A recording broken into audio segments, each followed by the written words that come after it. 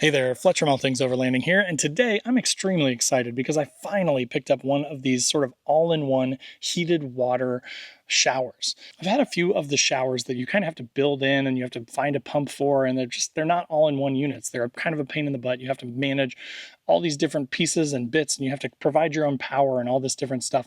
This thing has a built-in battery. It's very easy to operate. So I'm going to show you all the features of this thing, talk about it, show you everything that comes in the box, and just give you as much information about this Bouge RV shower as possible. So if you want to learn more about the all-in-one hot water shower from Bouge RV, stay tuned.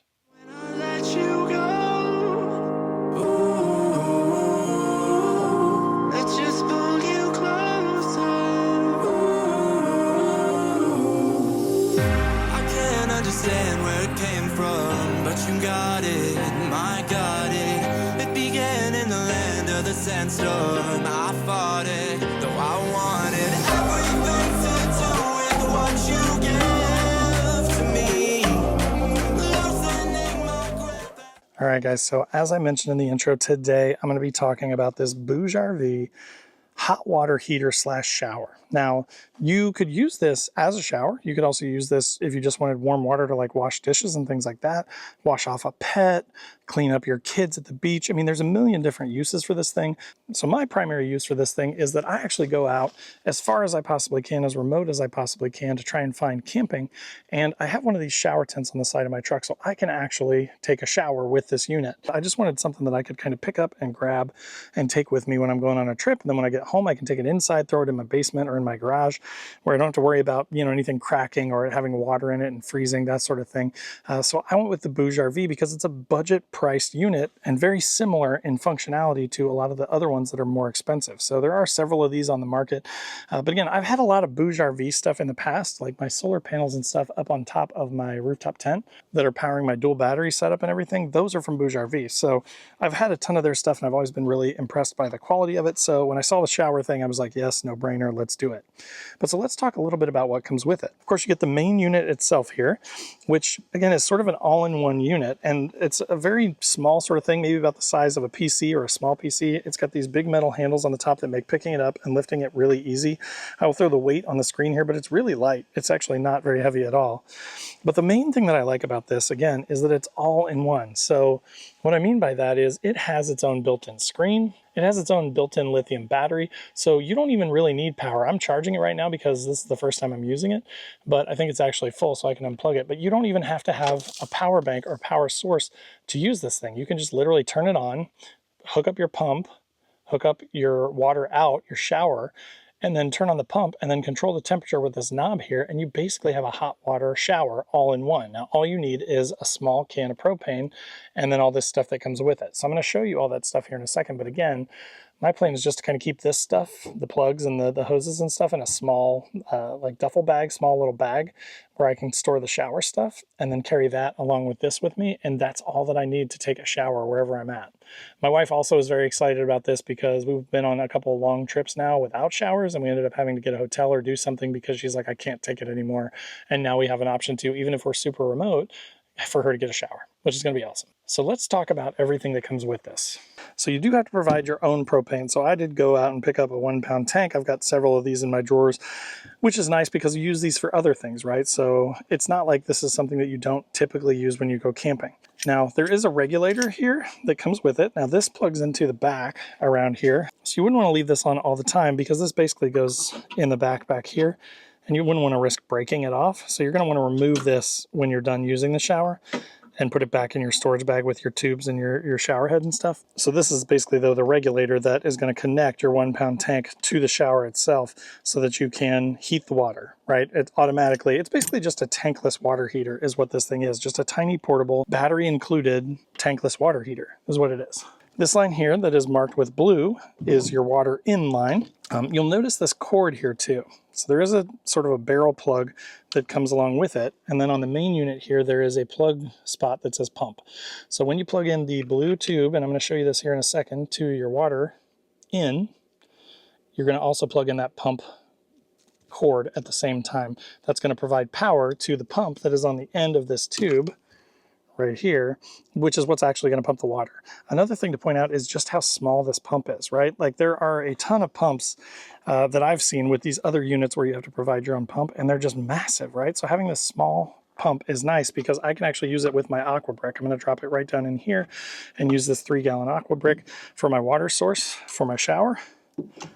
But so I like how small the pump is and that it's all sort of really easy. It's color coded. You've got your pump cord, you've got your blue, you match up the blue, you match up the power cord, and you're done with that. Now over here, this is your water out, right? And it's marked as red. It goes here to your water out. And then you're going to hook that up to your shower head. Now the cool thing is it actually has an auto control function on it. So you can, and I'm going to show you this here in a section in action, but you can control the speed of the water and stuff, and you can actually stop it. And when you stop the water, it's going to automatically stop heating the water and everything. It's again, it's just a tankless water heater, right? So it's going to automatically fire up and start heating that water whenever you need the hot water.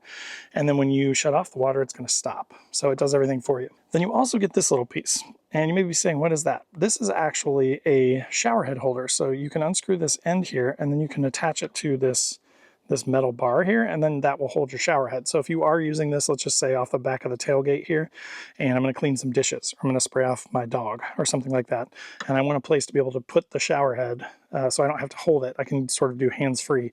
You can attach this to this pole here, and then you can put your shower head in there. You could turn it to on, and then you could hold your hands out here and like wash your dishes or wash your hands without having to hold the shower head the whole time. So that's kind of a nice thing that they include as well.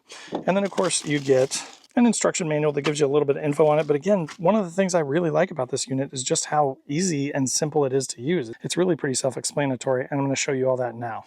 So let's get it set up, and then let's run some water through it. All right, guys, so I'm going to start by turning it around here, and I'm going to plug in the regulator to the back. You'll see this little hole here. So basically what you're going to do is, you see this thing kind of slides here. You're going to push this in until it's connected, and then you're going to spin this wing nut once it's pushed against that so that it actually, see, I'm pushing in, and at the same time I'm turning this wing nut, and then once it's tight, you're good to go. So now that is there. So now we need to hook up our propane. All we're going to do is just sort of screw this on here. Try and get that nice and tight, just like that. Now that we've got our propane attached, I'm going to turn it back around, and we are going to hook up our pump. So we're going to remove this cover here. That cover just keeps dust and dirt and stuff out, right? Now this is a quick release style, so you're going to kind of pull down on the blue part, push it on there, and then let go of the blue part, and you'll feel it get connected. You can just kind of tell. Then you want to remove this little waterproof pump power cord cover here, if I can get it out of there, and then you're going to plug in your pump, okay? So we've got our blue inlet water thing plugged in. I'm going to take the lid off of my water tank, and I'm going to drop this pump in here. And I'm just going to push it down because I want to make sure that it's all the way down in the water. I don't want it to run out, you know, midway in a shower or something. So I'm going to make sure it's at the bottom of my water tank, just like that. Then we are going to plug in the water outlet tube here, same way that we did the water inlet, just like that. Same thing until that clicks into place. Then we are going to take this other end of the thing here. We're going to take, there's a little cover here on the end of the shower head. I'm just going to unscrew and take off. Probably going to keep that just as a just in case. All right, so now you're going to take your shower head, and it's just going to screw right into there. So we're just going to do it just like that. Now our shower head is connected. Now again, if I wanted to, I could undo this screw cap on the end here and take this thing apart. So basically, to show you a little bit closer here, this piece here comes off, and this screw part comes out of the middle there. You're going to take that off, take this off, slide this onto that bar, put this back on so that it's pinching the bar, and then screw this back in, and that will hold this to that bar so that you can, you know, hands-free hold your shower if you want to. All right, but so now we have everything hooked up. It's that simple. You just watched me in real time hook it up. Cold tube, power for the pump, warm tube, shower head. Okay, that's it. So now we're going to turn on the unit, and then we're going to turn on the pump. You're going to hear it sort of start running. You hear the propane lighting. It self-lights itself. Now it's lighting. I can hear the water coming. And then now you can see it's got a really nice spray too. So just to give you a little bit closer view here. So when I turn it back on, so when you press this in on the front, it stops the water pressure and it shuts off the heater and the propane. When you push in on the back, then that's what turns the water back on, and then you can turn this knob to adjust how much water pressure you've got. You've got a plus and a minus, so you can kind of adjust it. So I'm gonna press the water back on here, and then let's watch. You hear the thing clicking, and now you can see this is the base temperature of water, and then this is what the water is coming out at. So it's getting a little warm. Right now it's about lukewarm, but also my water is turned down to minimum. So if I want it warmer, I just turn it up a little bit. There we're about in the middle, and I can feel it on my hands already. It's significantly warmer now. So now it's up to 86. So again, if you are getting a shower, right, you adjust your temperature to whatever you want it to be at. If you want it a little warmer, you can bump it up a little bit, and it's gonna, use a little more propane, get a little warmer.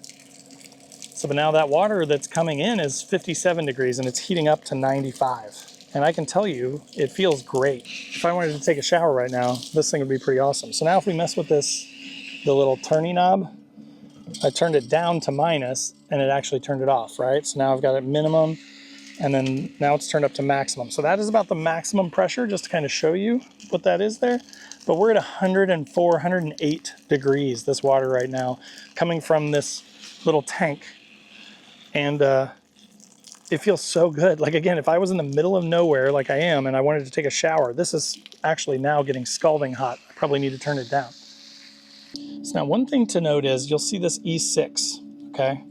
This E6 code. I read about this, and I wanted to make sure you guys were aware of this.